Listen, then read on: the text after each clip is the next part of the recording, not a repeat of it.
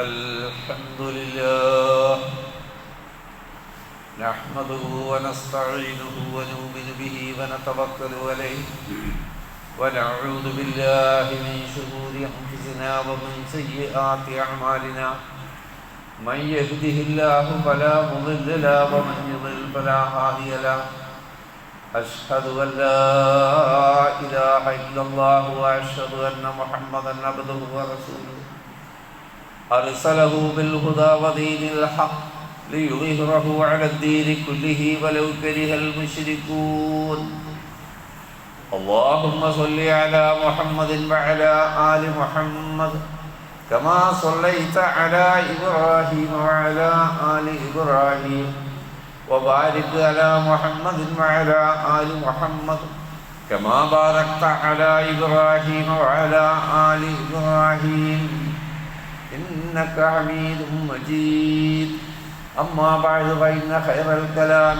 كلام الله وخير الهدي هدي محمد صلى الله عليه وسلم وشر الأمور محدثاتها وكل محدثة بدعة وكل بدعة ضلالة أيها الناس أوصيكم عباد الله وإياي بتقوى الله أعوذ بالله من الشيطان الرجيم قل إن كان آباؤكم وأبناؤكم وإخوانكم وأزواجكم وعشيرتكم وأموال اقترفتموها وتجارة تخشون كسادها ومساكن ترضونها أحب إليكم من الله ورسوله وجهاد في سبيله فتربصوا حتى يأتي الله بأمره والله لا يهدي القوم الفاسقين. സൃഷ്ടാവും പ്രപഞ്ചനാഥനുമായ അള്ളാഹുവിനെ സൂക്ഷിച്ച് ജീവിക്കണമെന്ന് ആദ്യം എന്നോടും പിന്നീട് നിങ്ങളോടും വസിയത്ത് ചെയ്യുന്നു. പരമകാരുണ്യകനായ അള്ളാഹു നമ്മെ അനുഗ്രഹിക്കട്ടെ. മാരകമായ രോഗങ്ങളിൽ നിന്നും അപകടങ്ങളിൽ നിന്നും പ്രയാസങ്ങളിൽ നിന്നെല്ലാം അള്ളാഹു നാം ഏവരെയും കാത്തു രക്ഷിക്കുമാറാകട്ടെ. പ്രിയ സഹോദരങ്ങളെ, അഷ്ഹദു അല്ലാ ഇലാഹ ഇല്ലല്ലാഹ് വ അഷ്ഹദു അന്ന മുഹമ്മദൻ റസൂലുള്ളാഹ് എന്ന രണ്ട് സത്യസാക്ഷ്യം പ്രഖ്യാപിച്ചുകൊണ്ടാണ് നമ്മളെല്ലാം മുസ്ലിങ്ങളായത്, വിശ്വാസികളായത്. അത് സത്യസന്ധമായി പാലിക്കാനും ജീവിതത്തിൽ മുഴുവൻ നിറവേറ്റാനും അള്ളാഹുവിൻ്റെ പ്രീതിയിൽ മരിക്കാനും അള്ളാഹു നമുക്ക് തൗഫീഖ് നൽകി അനുഗ്രഹിക്കുമാറാകട്ടെ. ഈ രണ്ട് ഷഹാദത്ത് സത്യസന്ധമായി പുലർത്തുന്നവനിൽ വരുന്ന ബാധ്യത എന്ത്? നമുക്കറിയാം, ഈ പ്രപഞ്ചം ആസകലം സൃഷ്ടിച്ച, നമ്മെ സൃഷ്ടിച്ച റബ്ബുൽ ആലമീനായ തമ്പുരാനല്ലാതെ ഇലാഹില്ല, ആ അല്ലാഹു അല്ലാതെ ഇലാഹില്ല, ആരാധനക്ക് അർഹനില്ല എന്നതിന് ഞാൻ സാക്ഷിയാകുന്നു എന്നാണ് ആദ്യം പറഞ്ഞത്. അതവൻ പാലിക്കണം. അല്ലാഹു അല്ലാത്ത ശക്തികളിലേക്ക്, വ്യക്തികളിലേക്ക്, വസ്തുക്കളിലേക്ക് അവൻ തിരിയാൻ പാടില്ല. ഹസ്ബി അല്ലാഹ് എന്നതാണ് അവൻ്റെ വിശ്വാസം. എനിക്ക് എൻ്റെ അല്ലാഹ് മതി. അമ്പിയാക്കളും അവരെ പിന്തുടർന്നവരും അങ്ങനെയാണ് ജീവിച്ചത്. രണ്ടാമത്തെ സത്യസാക്ഷ്യം അഷ്ഹദു അന്ന മുഹമ്മദൻ റസൂലുള്ളാഹ്. മക്കയിൽ ഖുറൈശി ഗോത്രത്തിൽ അബ്ദുള്ളയുടെയും ആമിനയുടെയും പുത്രനായി മുഹമ്മദ് എന്ന ഒരാളുണ്ടായിരുന്നു എന്നതല്ല നാം സാക്ഷ്യം വഹിക്കുന്നത്. ആ മുഹമ്മദ് നബി അല്ലാഹുവിൻ്റെ റസൂലാണ് എന്ന് ഞാൻ സാക്ഷ്യം വഹിക്കും. ഈ രണ്ട് സാക്ഷ്യവും സത്യസന്ധമാകണമെങ്കിൽ ഒരു മനുഷ്യൻ്റെ ഏറ്റവും പ്രിയപ്പെട്ടത്, ഏറ്റവും ഇഷ്ടപ്പെട്ടത് അല്ലാഹുവും റസൂലുമായിരിക്കണം. പറയാൻ വളരെ എളുപ്പമുള്ള വർത്തമാനമാണ്. മറ്റെന്തിനേക്കാളും ഏറ്റവും പ്രിയപ്പെട്ടത് അള്ളാഹു ആയിരിക്കണം. അത് കഴിഞ്ഞാൽ മുഹമ്മദ് നബി സല്ലല്ലാഹു അലൈഹി വസല്ലം ആയിരിക്കണം.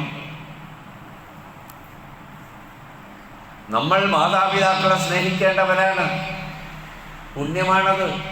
മക്കളെ സ്നേഹിക്കേണ്ടവരാണ്, അത് പുണ്യമാണ്. ഇണകൾ തമ്മിൽ പരസ്പര സ്നേഹം വേണം, അതും പുണ്യമാണ്. സഹോദരങ്ങളെയും കൂട്ടുകാരെയും അയൽവാസികളെയും ഒക്കെ സ്നേഹിക്കുന്നത് നല്ല കാര്യമാണ്. പക്ഷേ ആ സ്നേഹത്തിൽ നിന്നും ഒരു ഉയർന്ന മാനം അള്ളാഹുവിനോടുള്ള സ്നേഹം എന്ന് പറയുമ്പോൾ, റസൂലുള്ളാഹി സ്വല്ലല്ലാഹു അലൈഹി വസല്ലമയോട് സ്നേഹം എന്ന് പറയുമ്പോൾ അത് ഈമാനികമാണ്, ഈമാനിന്റെ ഭാഗമാണ്. ഞാനൊരു വിശ്വാസിയാണ് എന്നതിന്റെ സാക്ഷ്യമാണത്. റസൂലുള്ളാഹി സ്വല്ലല്ലാഹു അലൈഹി വസല്ലം പറയുന്നു, അൻ അനസിൻ ഖാല നബിയു സ്വല്ലല്ലാഹു അലൈഹി വസല്ലം ലാ യുമിനു അഹദുക്കും മത്താ അകൂന അഹബ്ബ ഇലൈഹി മിൻ വാലിദിഹി വവലദിഹി വന്നാസി അജ്മഈൻ. ഇമാം ബുഖാരി ഉദ്ധരിക്കുന്ന ഹദീസാണ്, നിങ്ങൾ ആവർത്തിച്ച് കേട്ടിട്ടുള്ളതാണ്. റസൂലുള്ളാഹി സ്വല്ലല്ലാഹു അലൈഹി വസല്ലം പറയുന്നു, നിങ്ങളിൽ നിന്നൊരാളും മുഅ്മിനാവുകയില്ല, നിങ്ങളിൽ നിന്നൊരാളും വിശ്വാസിയാവുകയില്ല. ഫതകൂന അഹബ്ബലൈഹി, ഞാനായിരിക്കണം അവന് ഏറ്റവും ഇഷ്ടപ്പെട്ടത്. മിൻ വാലിദിഹി, സ്വന്തം വാപ്പയേക്കാൾ സ്വന്തം ഉമ്മയേക്കാൾ ഞാൻ അവന് ഏറ്റവും പ്രിയപ്പെട്ടതാകുന്നത് വരെ മുസ്ലിമാവുകയില്ല. ഓ വലദിഹി, അവന്റെ സന്താനത്തെക്കാൾ അവൻ ഏറ്റവും പ്രിയപ്പെട്ടത് അല്ലാഹുവിന്റെ റസൂലാകുന്നത് വരെ നിങ്ങളിൽ ഒരാൾ മുഅ്മിനാവുകയില്ല. വന്നാസി അജ്മഈൻ, അതിനപ്പുറം ഇനി എന്തെല്ലാം മനുഷ്യന്മാരുണ്ടോ, നേതാവോ പണ്ഡിതനോ ആരായിക്കൊള്ളട്ടെ, അവരെക്കാൾ അല്ലാഹുവിന്റെ റസൂലിനെ സ്നേഹിക്കുന്നത് വരെ നിങ്ങളിൽ ഒരാളും തന്നെ മുഅ്മിനാവുകയില്ല. അതാണ് ഞാൻ പറഞ്ഞത്, ഈമാനിൽപ്പെട്ടതാണ്. ഈമാനുണ്ടോ ഇല്ലേ എന്ന് പരീക്ഷിക്കപ്പെടുന്നതാണ് റസൂലുള്ളാഹി സ്വല്ലല്ലാഹു അലൈഹി വസല്ലമയോടുള്ള സ്നേഹം. പറയാൻ ഒരു ബുദ്ധിമുട്ടില്ല ഈ മിമ്പറിൽ നിന്ന്, കേൾക്കാനും. ജീവിതത്തിൽ അത് പാലിക്കപ്പെടുന്നുണ്ടോ? നമുക്കിഷ്ടം എന്തിനോടാണ്? അതിനേക്കാൾ ഇഷ്ടം കുടുംബത്തോടും ബന്ധുക്കളോടും സമ്പത്തിനോടും നമ്മുടെ കച്ചവട സ്ഥാപനത്തോടും നമ്മുടെ കൃഷിയിടത്തോടും ആണോ? പരീക്ഷിക്കപ്പെടും നമ്മുടെ ജീവിതത്തിലെ. നമ്മുടെ ജീവിതത്തിലെ ഓരോ ഘട്ടത്തിലും നമ്മൾ പരീക്ഷിക്കപ്പെടും. അള്ളാഹിനോടാണോ ഇഷ്ടം, അല്ല അവൻ്റെ സമ്പത്തിനോടാണോ? റസൂലിനോടാണോ ഇഷ്ടം, അല്ല അവൻ്റെ അധികാരത്തോടും നാട്ടിലെ സ്വാധീനത്തോടുമാണോ എന്ന് പരീക്ഷിക്കപ്പെടും. ആ പരീക്ഷത്തിൽ നാം വിജയിക്കണം. അള്ളാഹു തൗഫീഖ് നൽകി അനുഗ്രഹിക്കുമാറാകട്ടെ. സൂറത്ത് തൗബയിലെ 24-ാമത്തെ ആയത്താണ് ആമുഖമായി നിങ്ങൾ ഓതിക്കേൾപ്പിച്ചത്. വളരെ ശ്രദ്ധിക്കണം. നമുക്കുള്ള താക്കീതാണെന്ന് കൂടി ഓർക്കണം. എനിക്കും നിങ്ങൾക്കുമുള്ള താക്കീത് അല്ലാഹ് നൽകുകയാണ്. ഖുൽ, നബിയെ പറയൂ, ഇൻകാന ആബാഉക്കും, നിങ്ങളുടെ പിതാക്കന്മാരാണോ, വ അബ്നാഉക്കും, നിങ്ങളുടെ മക്കളാണോ, വ ഇഖ്വാനുക്കും, നിങ്ങളുടെ സഹോദരങ്ങളാണോ, വ അസ്വാജുക്കും, നിങ്ങളുടെ ഇണകളാണോ, വ അശീറത്തുക്കും, നിങ്ങളുടെ കുടുംബമാണോ, വ അംവാലിൻ ഇഖ്തറഫുഹാ, നിങ്ങൾ സമ്പാദിച്ച സമ്പത്താണോ, വ തിജാറത്തുൻ തർശൗന കസാദഹാ, നഷ്ടം ഭയപ്പെടുന്ന നിങ്ങളുടെ കച്ചവടമാണോ, വ മസാകിനു തർവൗനഹാ, നിങ്ങൾ തൃപ്തിപ്പെട്ട് താമസിച്ചു കൊണ്ടിരിക്കുന്ന രമ്യകർമ്മങ്ങളാണോ, അഹബ്ബ ഇലൈക്കും, നിങ്ങൾക്ക് ഏറ്റവും ഇഷ്ടപ്പെട്ടത് മിനല്ലാഹി വ റസൂലിഹി, അള്ളാഹുവിനേക്കാളും ആ അള്ളാഹിന്റെ റസൂലിനേക്കാളും നിങ്ങൾക്ക് ഇഷ്ടം ഈ പറയപ്പെട്ടതാണെങ്കിൽ സ്വയം പരിശോധിച്ചാൽ മതി. ആരെയും ബോധ്യപ്പെടുത്താൻ പോണ്ട. സ്വന്തം ഞാൻ എന്നോട് ചോദിക്കുക, നിങ്ങൾ നിങ്ങളോട് ചോദിക്കുക. അള്ളാഹിന്റെ പള്ളിയിൽ ഏറ്റവും പുണ്യമുള്ളൊരു സമയത്തല്ലേ നമ്മൾ ഇരിക്കുന്നത്. ആ പുണ്യം വേണ്ടാന്നാണ് ആൾക്കാർ തീരുമാനിച്ചാണ് വൈകി വരുന്നത്. അള്ളാഹിന്റെ റഹ്മത്തിറങ്ങുന്ന റഹ്മത്തിന്റെ മലക്കുകൾ പൊതിഞ്ഞിരിക്കുന്ന ഒരു സമയത്ത്, ആ മലായിക്കത്തുകൾ പള്ളിയിലുള്ളവർക്ക് വേണ്ടി പ്രാർത്ഥിച്ചു കൊണ്ടിരിക്കുന്ന സമയത്ത് ആ പുണ്യവും വേണ്ടാന്ന് വെച്ചിട്ടല്ലേ ആൾക്കാർ വെറുതെ വീട്ടിലും വീടിയുടെ അവിടെ റോട്ടിലൊക്കെ നിന്നിട്ട് നിസ്കരിക്കാനാവുമ്പോൾ ഇവിടെ കയറി വരുന്നത്. അപ്പോൾ അവിടെയും പരീക്ഷിക്കുകയാണ്. നമ്മ എന്തുകൊണ്ട് വൈകുന്നു? അള്ളാഹുവിനാണോ ഇഷ്ടം, അതേ റസൂലിനെയാണോ, അതല്ല വേറെ നമ്മുടെ ദുനിയാവിലെ കുറേ കാര്യങ്ങൾ അതിനോടാണോ ഇഷ്ടം? പരീക്ഷിക്കപ്പെടുകയാണ്. അള്ളാഹ് താക്കീത് ചെയ്യുന്നത് അള്ളാഹിനേക്കാളും അവൻ്റെ റസൂലിനേക്കാളും നിങ്ങൾക്കിഷ്ടം നിങ്ങളുടെ പിതാക്കന്മാരാണോ, മക്കളാണോ, സഹോദരങ്ങളാണോ, നിങ്ങളുടെ ഇണകളാണോ, പെണ്ണാണെങ്കിൽ ഭർത്താവ്, ആണാണെങ്കിൽ ഭാര്യ, അവരോടാണോ? അല്ല നിങ്ങളുടെ കൂട്ടുകുടുംബങ്ങളൊക്കെ അല്ലേ, അവരാണോ? നിങ്ങൾ സമ്പാദിച്ചു വെച്ചിട്ടുള്ള സമ്പത്ത് അതിനോടാണോ? അല്ലെങ്കിൽ നിങ്ങളുടെ കച്ചവടം, അല്ലെങ്കിൽ നിങ്ങളുടെ വീട്, അതാണോ നിങ്ങൾക്ക് അള്ളാഹുവിനേക്കാളും റസൂലിനേക്കാളും ഇഷ്ടമെങ്കിൽ അള്ളാഹുവിന്റെ മാർഗത്തിൽ ധർമ്മസമരം, എന്തെങ്കിലും ഒരു വേർപ്പ് അള്ളാഹിന്റെ മാർഗത്തിൽ ദുനിയാവിന് വേണ്ടി കണ്ടമാനം കഷ്ടപ്പെടുന്നുണ്ട്. നമ്മൾ ആലോചിക്കുക, ദുനിയാവിന് വേണ്ടി കണ്ടമാനം മഴ കൊള്ളാറുണ്ട്, വെയിൽ കൊള്ളാറുണ്ട്, വയർപ്പൊഴുക്കാറുണ്ട്, നടക്കാറുണ്ട്, സമ്പത്ത് ചെലവഴിക്കാറുണ്ട്, ഒക്കെ ദുനിയാവിന്. അള്ളാഹിന്റെ മാർഗത്തിൽ നമ്മൾ എത്ര ചെലവഴിക്കുന്നു? അള്ളാഹിന്റെ മാർഗത്തിൽ അധ്വാനം. ഈ ചുറ്റുമുള്ള മഹല്ലുകളൊന്ന് പരിശോധിച്ചാൽ നിങ്ങൾ, ഈ പള്ളി മൂന്നൂടിയ സെൻട്രലാണ്. ഇതിൻ്റെ പടിഞ്ഞാറും തെക്കും വടക്കും കിഴക്കും ഒക്കെ മുസ്ലിം മഹല്ലുകളുണ്ട്. എത്ര സഹോദരങ്ങളുണ്ട്. അവരെടുത്തു പോയി ഒന്ന് വർത്താനം പറയാൻ നിങ്ങൾക്ക് പറ്റുന്നുണ്ടോ? സഹോദര ഒന്ന് വാ, ഒരാഴ്ച വാ, ഒന്ന് കേട്ടു നോക്ക്. ഇഷ്ടപ്പെട്ടില്ലെങ്കിൽ പിന്നെ വരണ്ട. നിങ്ങളൊന്നിവിടെ വന്നു നോക്ക്. നിങ്ങളെ അയൽവക്കത്തുള്ളവരോട് പറയാൻ നിങ്ങൾക്ക് പറ്റുന്നില്ലല്ലോ. അള്ളാഹ് പറയാണ്, അള്ളാഹിന്റെ മാർഗത്തിൽ ധർമ്മസമരം നടത്തുന്നതിനേക്കാൾ ഇഷ്ടം മറ്റൊക്കെയാണെങ്കിൽ കാത്തിരുന്നു കൊള്ളുക.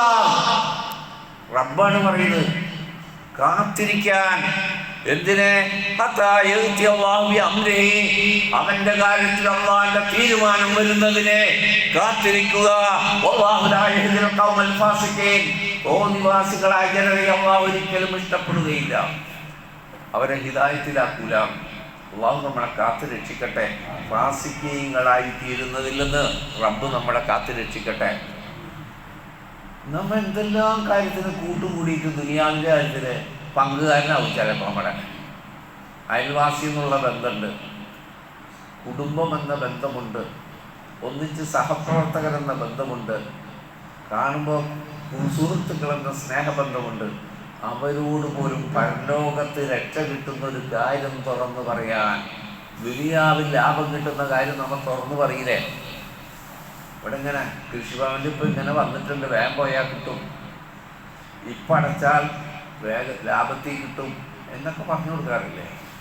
പരലോകത്ത് നരകത്തിൽ നിന്ന് രക്ഷപ്പെടുന്ന ഒരു കാര്യം പറയാൻ എന്താണ് നമ്മളെ വായ തുറക്കാൻ പറ്റാത്തത്? സ്വർഗപ്രവേശനം എല്ലാവരും ആഗ്രഹിക്കുന്നല്ലേ? അതിന് പറ്റുന്ന ഒരു വഴി പറഞ്ഞു കൊടുക്കാൻ എന്തുകൊണ്ടാണ് നമുക്ക് പറ്റാത്തത്?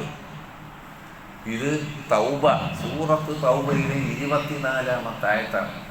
മനുഷ്യൻ സ്നേഹിക്കുന്ന എല്ലാത്തിനെയും അള്ളാഹ് അതിൽ ഉൾപ്പെടുത്തിയിട്ടുണ്ട്. അപ്പോൾ വളരെ ശ്രദ്ധിക്കുകയാണ്. ഈമാനാണ് നഷ്ടപ്പെടുന്നത്. നമ്മളെ അള്ളാഹ് പരീക്ഷിക്കും പല ഘട്ടത്തിലും. ഇവൻക്ക് അള്ളാഹോട് ഇഷ്ടമുണ്ടോ? ഇവൻ വെറുതെ വർത്താനം പറഞ്ഞാണോ? റസൂലിനോട് ഇഷ്ടമുണ്ടോ?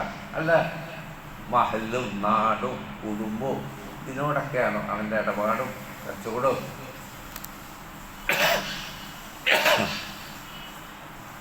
അള്ളാഹ് പരീക്ഷിച്ചറിഞ്ഞുകൊണ്ടിരിക്കാം. റബ്ബിൻ്റെ പരീക്ഷണങ്ങളിൽ വിജയിക്കാൻ അള്ളാഹു നമുക്ക് തൗഫീഖ് നൽകിയാൽ അനുഗ്രഹിക്കുമാറാകട്ടെ. പ്രിയ സഹോദരങ്ങളെ, റസൂലുള്ളാഹി സ്വല്ലല്ലാഹു അലൈഹി വസല്ലം ഒരു ഹദീസ് കൂടി നിങ്ങൾ കേൾക്കുക. ഇമാം ബുഖാരി മുസ്ലിം ഉദ്ധരിച്ച ഹദീസാണ്. അതും അനസ് റളിയല്ലാഹു അൻഹു ഉദ്ധരിക്കുകയാണ്. അനിൻ നബി സ്വല്ലല്ലാഹു അലൈഹി വസല്ലം ഖാല, അള്ളാഹിൻ്റെ റസൂൽ പറഞ്ഞു, മൂന്ന് കാര്യങ്ങൾ ഒരാളിലുണ്ടെങ്കിൽ, മൂന്ന് കാര്യങ്ങൾ ഒരു വ്യക്തിയിലുണ്ടെങ്കിൽ അവൻ ഈമാനിൻ്റെ മാധുര്യം ആസ്വദിച്ചു. അള്ളാഹുവിനും റസൂലിന്റെ ഈമാൻ ഒരു മധുരമായിട്ട് ആസ്വാദനമായിട്ട് അനുഭവിക്കാൻ പറ്റണമെങ്കിൽ അവനിൽ 3 കാര്യം വേണം. എന്താണത്? മൻ കാന അല്ലാഹു വ റസൂലുഹു അഹബ്ബ ഇലൈഹി മിമ്മാ സിവാഹുമാ. അള്ളാഹുവും റസൂലുമായിരിക്കണം മറ്റെന്തിനേക്കാളും അവന് പ്രിയപ്പെട്ടത്. ആയത്തിൽ നിങ്ങളത് കേട്ടു, ആദ്യത്തെ ഹദീസിൽ നിങ്ങൾ കേട്ടു, 3ാമത്തെ ഹദീസിലും പറയുന്നത് ഈമാനിൻ്റെ മാധുര്യം. നമ്മളൊക്കെ പറയും എനിക്ക് നല്ല ഈമാനാണ്, ഞാൻ സത്യവിശ്വാസിയാണ്, ആണ്, നമ്മളെ അവകാശവാദമാണ്. പരീക്ഷ കാലം അത് മധുരമായിട്ട് രുചികരമായി തോന്നുന്നുണ്ടോ? അത് രുചികരമാകണമെങ്കിൽ മറ്റെന്തിനേക്കാളും, വസ്തുവിനെ പറഞ്ഞില്ല, അവിടെ റസൂൽ ഒഴിച്ചുള്ള എന്തും അതിനേക്കാൾ പ്രിയപ്പെട്ടത് അള്ളാഹു റസൂലുമായിരിക്കണം.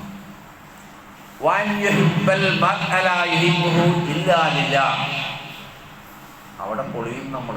ആ 2ാമത്തെ കാര്യത്തിൽ പൊളിയും. ഒരു മനുഷ്യൻ മറ്റൊരു മനുഷ്യനെ ഇഷ്ടപ്പെടുന്നത് അള്ളാഹ്ക്ക് വേണ്ടിയായിരിക്കും. നമുക്ക് മനുഷ്യന്മാരോട് വളരെ ഇഷ്ടമല്ലേ? അള്ളാഹ്ക്ക് വേണ്ടിയായിരിക്കുന്നു ആ ഇഷ്ടം. അതുണ്ടെങ്കിലേ ഈമാന്റെ മാധുര്യം അവൻ അറിയുള്ളൂ. എല്ലാറ്റിനേക്കാളും പ്രിയപ്പെട്ടത് അല്ലാഹു റസൂലും ആവുക എന്ന് മാത്രമല്ല, മനുഷ്യർ തമ്മിലുള്ള നമ്മുടെ സ്നേഹബന്ധത്തിന്റെ ബേസ് അള്ളാഹുവിന്റെ പ്രീതിയായിരിക്കും. അള്ളാഹുവിനോടുള്ള ഇഷ്ടം കൊണ്ടായിരിക്കും ആ മനുഷ്യനെ ഇഷ്ടപ്പെട്ടത്. നമ്മുടെ താല്പര്യങ്ങൾക്ക് യോജിക്കുന്ന ആളോട് നമുക്ക് ഇഷ്ടമാണ്. അള്ളാഹുടെ ആളായതുകൊണ്ട് നമുക്ക് പ്രത്യേകിച്ച് ഇഷ്ടമൊന്നും തോന്നുന്നില്ലല്ലോ. നമ്മളോട് മുഷിയാത്ത, വേണമെങ്കിൽ ദുനിയാവിൽ എന്തെങ്കിലുമൊക്കെ സഹായം ചെയ്തു തരുന്ന അവരോടൊക്കെ ഇഷ്ടമാവാം. പക്ഷേ ശരിയായ ഇഷ്ടം അള്ളാഹ്ക്ക് വേണ്ടിയായിരിക്കണം. 3ാമത്തെ കാര്യം, ഈമാനിലേക്ക് വന്നതിന് ശേഷം കുഫറിലേക്ക് തന്നെ മടങ്ങിപ്പോകുന്നതിനെ അവൻ വെറുക്കും. തൗഹീദൊക്കെ കിട്ടി, ഈമാനൊക്കെ ഉണ്ടായി, എന്നിട്ട് വീണ്ടും ശിർക്കിൽക്കും വിദ്അത്തിൽക്കും കുഫറിൽക്കൊക്കെ തിരിച്ചു പോകുന്നതിനെ അവൻ വെറുക്കും. ആ കുഫറിൽ നിന്ന് അല്ലാഹു അവനെ രക്ഷപ്പെടുത്തിയതിന് ശേഷം തിരിച്ച് കുഫറിലേക്ക് പോകുന്നതിനെ വെറുക്കും. എങ്ങനെ?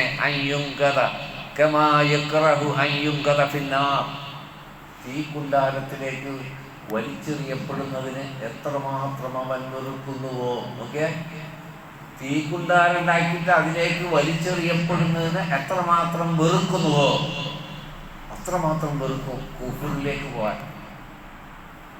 തീരെ ഈമാനിലേക്ക് വരാത്തതിനേക്കാൾ നിർഭാഗ്യവന്മാരണ്ട. തൗഹീദൊക്കെ മനസ്സിലായി വന്നിട്ട് പിന്നെ വിദഅത്തിൽ ശിർക്കിലേക്കുമ്പോൾ തീരെ വരാത്തവരേക്കാൾ കഷ്ടം അവരുടെ കാര്യമായിരിക്കും. വന്നിട്ട് പിന്നെ തിരിച്ചു പോകണം.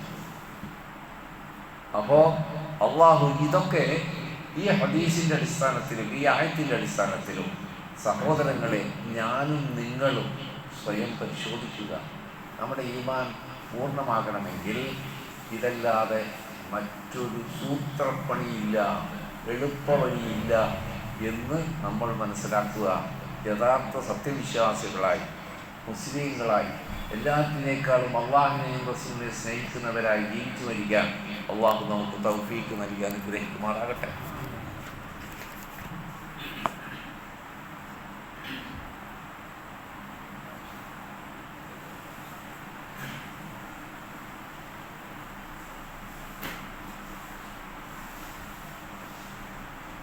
അൽഹംദുലില്ലാഹ്. اللهم صل على محمد وعلى آل محمد. أيها الناس أوصيكم عباد الله وإياي بتقوى الله. അള്ളാഹുവിനെ സൂക്ഷിക്കണമെന്ന് ഒരിക്കൽ കൂടി എന്നെയും നിങ്ങളെയും ഓർമ്മപ്പെടുത്തുന്നു. പ്രിയ സഹോദരങ്ങളെ, ആദ്യത്തെ മുസ്ലിങ്ങൾ നമുക്കറിയാം, അവരെ സഹാബത്ത് അവർ ജീവിച്ചത് കഠിനമായ പരീക്ഷണങ്ങളുടെ നടുവിലാണ്. എന്നിട്ടും അവർക്ക് ഏറ്റവും പ്രിയപ്പെട്ടത് അള്ളാഹു റസൂലുമായിരുന്നു. അതാണ് ശ്രദ്ധിക്കുന്നത്. നമ്മളെ ജീവിത സൗകര്യം അവർക്ക് ഉണ്ടായില്ല. ജീവിക്കാൻ അനുവദിക്കട്ടെ. മക്കയിൽ 13 കൊല്ലം ലാ ഇലാഹ ഇല്ലല്ലാഹ് എന്ന് പറഞ്ഞതിൻ്റെ പേരിൽ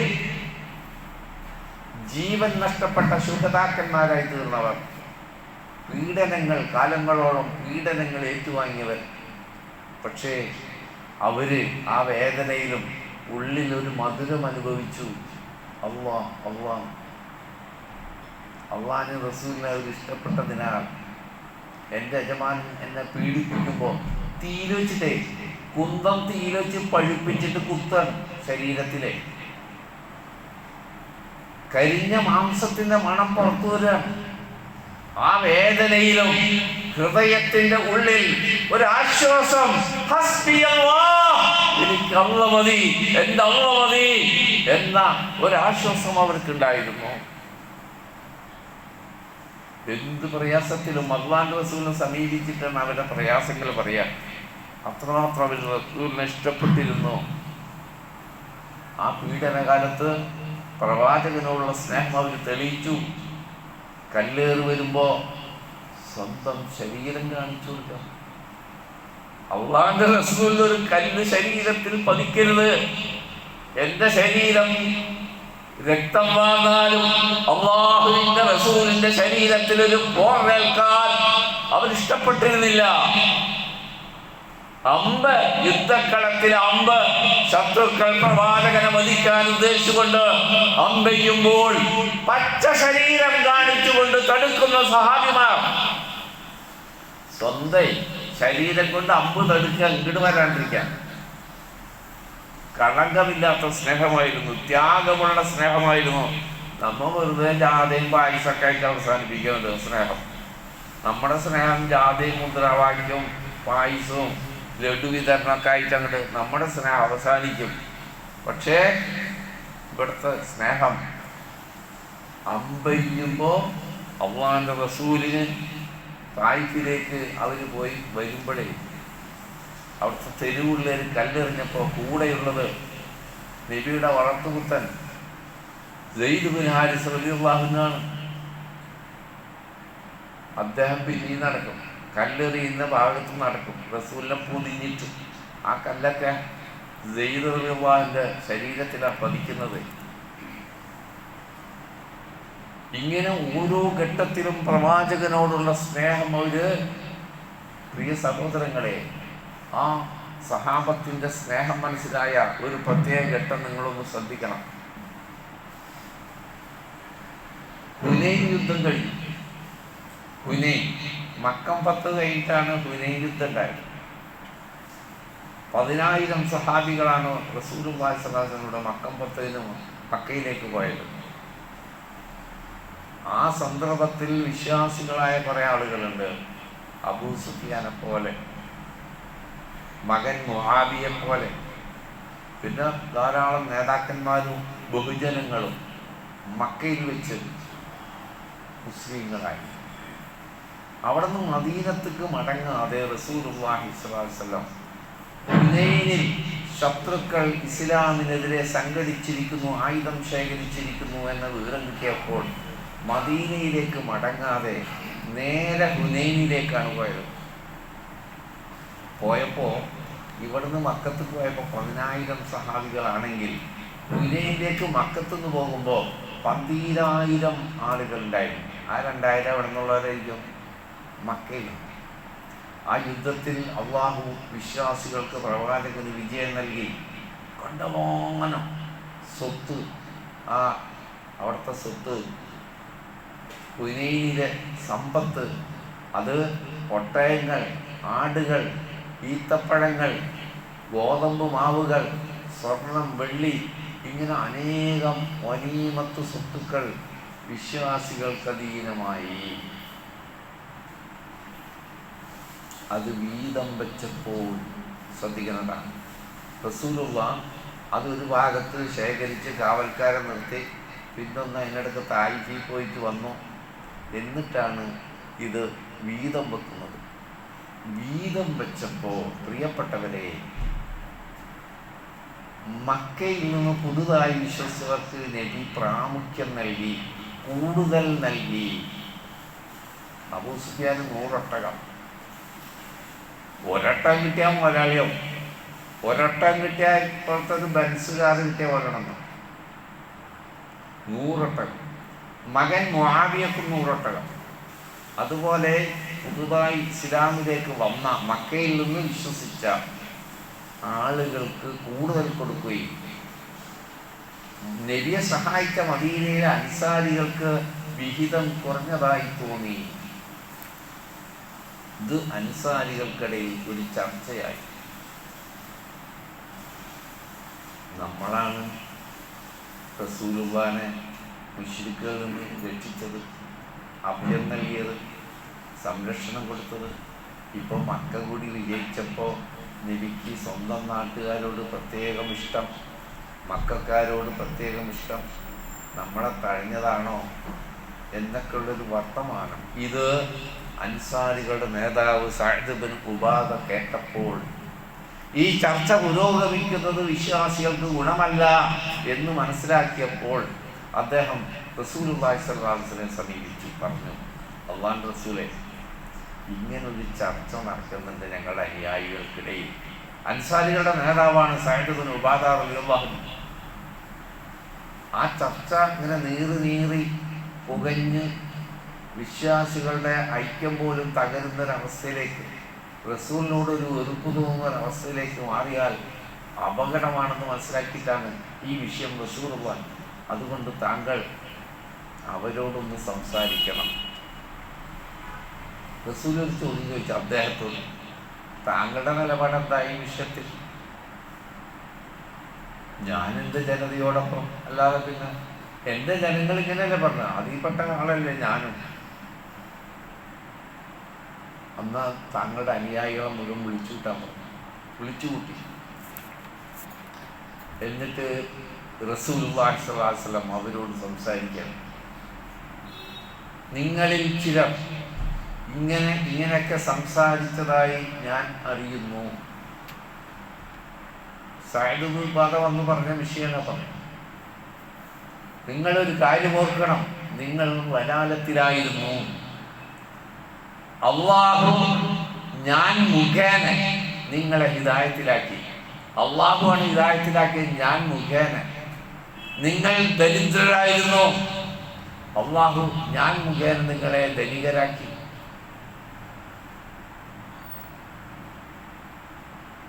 നിങ്ങൾ സമൂഹത്തിൽ പരസ്പരം ഭിന്നിച്ച് പരസ്പരം യുദ്ധം ചെയ്ത 2 ഗോത്രങ്ങളാണ്. അള്ളാഹു ഞാൻ മുഖേന നിങ്ങളെ ഒന്നാക്കി മാറ്റി. എന്നിട്ട് ചോദിക്കാൻ, അൻസാരികളെ, ജനങ്ങൾ മക്കക്കാർ ആടുകളും ഒട്ടകങ്ങളുമായി പോകുമ്പോൾ അള്ളാഹുവിന്റെ റസൂൽ നിങ്ങളുടെ കൂടെയല്ലേ? ആ റസൂലുമായി പോകാൻ നിങ്ങൾക്ക് തൃപ്തിയല്ലേ? ഒരൊറ്റ ചോദ്യം. ആടുകളെയും ഒട്ടകങ്ങളെയും മക്കക്കാർ കൊണ്ടുപോട്ടെ, അള്ളാഹുവിന്റെ റസൂൽ നിങ്ങളുടെ കൂടെയല്ലേ? അതിൽ തൃപ്തി അടയാൻ പറ്റില്ലേ? അവര് പൊട്ടിക്കരഞ്ഞു ഈ ചോദ്യത്തിന്റെ മുമ്പിൽ. അവര് പറഞ്ഞു, ഞങ്ങൾക്ക് ഒട്ടകം വേണ്ട, ആട് വേണ്ട, അല്ലാഹുവിന്റെ റസൂൽ മതി എന്നവരും കരഞ്ഞുകൊണ്ട് പറഞ്ഞു. അല്ലാഹുവിന്റെ റസൂലിനെ കൊണ്ട് ഞങ്ങൾ തൃപ്തി അടഞ്ഞിരിക്കുന്നു. ഒട്ടകവും വേണ്ട, ആടും വേണ്ട, സ്വർണവും വേണ്ട, വെള്ളിയും വേണ്ട. മക്കൾക്കാരുടെ കൂടെ റസൂലില്ല, ആടുണ്ട്, ഒട്ടകണ്ട്, പൊയ്ക്കോട്ടെ. അല്ലാഹുവിന്റെ റസൂൽ ഞങ്ങളുടെ കൂടെയാണ്. പ്രിയപ്പെട്ടവരെ, ഇത് വെച്ച് നമ്മളെ ഒന്ന് വിലയിരുത്തി നോക്കുക. ഇനിയും മാറാനുണ്ട്, ഇനിയും നമ്മൾ വളരാനുണ്ട്, നമ്മൾ ഈമാൻ വർദ്ധിക്കാനുണ്ട്. അള്ളാഹുവിനോടുള്ള സ്നേഹവും പ്രവാചകനോടുള്ള സ്നേഹം അതിൻ്റെ പൂർണ്ണയിലെത്തണമെങ്കിൽ ഇനിയും നമുക്ക് ത്യാഗം സഹിക്കേണ്ടി വരും. അള്ളാഹു അനുഗ്രഹിക്കട്ടെ. വെറും വർത്തമാനമായി മാറരുത്. അള്ളാഹിനോട് സ്നേഹമുള്ള ആളാണ്, റസൂലിനോട് വെറും വർത്തമാനമായി മാറാതെ സത്യസന്ധമായി ജീവിച്ച് തെളിയിക്കാൻ റബ്ബ് നമുക്ക് തൗഫീഖ് നൽകി അനുഗ്രഹിക്കുമാറാകട്ടെ. اللهم اغفر للمؤمنين والمؤمنات والمسلمين والمسلمات الأحياء منا والأموات إنك مجيب الدعوات يا قاضي الحاجات. اللهم ربنا آتنا في الدنيا حسنة وفي الآخرة حسنة وقنا عذاب النار. آمين برحمتك يا رب.